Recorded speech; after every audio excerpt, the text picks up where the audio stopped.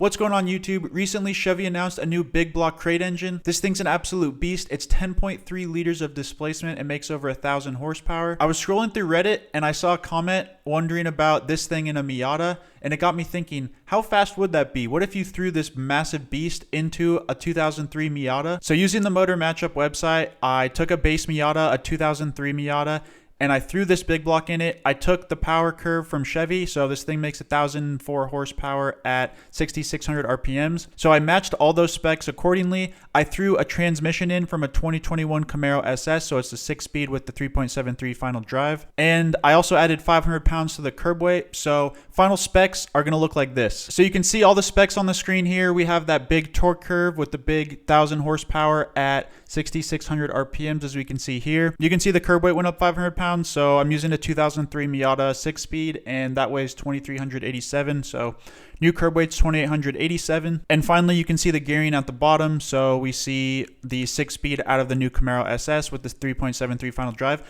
Let's move this over to the drag race simulator and see how fast it is. So I've set up a quarter-mile drag race in the simulator. We have the stock Miata on top, the big block on bottom, and we can see it's about the same until 30 miles an hour, and then the big block just takes off, although it's still struggling for traction all the way through 4th and even through 5th gear. So this thing's putting down so much power that with the stock tire setup and weight distribution, it's going to completely struggle for traction up to some ridiculous speeds. So that was pretty rough for traction using the stock tire and wheel setup. I've gone ahead and thrown on some race compound tires. What the simulation does is maps the compound of the tire to a friction coefficient. And so this would be equivalent to like an R888 tire. And the rear tires are going to be 305, up front will be 245, and let's see how that changes things. All right, so big block with the new tire setup is on bottom, stock Miata is on top. So it's the same race over again, just with the new tires. And we can see it's still struggling for traction, but it's doing a little bit better, and still through 4th gear. It looks like at the top of 4th gear, it finally gets traction. And we see a 10-second quarter mile at 142 miles an hour. And let's compare this thing to some seriously fast cars. So I'm going to throw in a Chiron, and we're going to do a rolling race and see how this thing compares. All right, we got the Miata big block on top and the Chiron on bottom. This will be a rolling race from 60 miles an hour.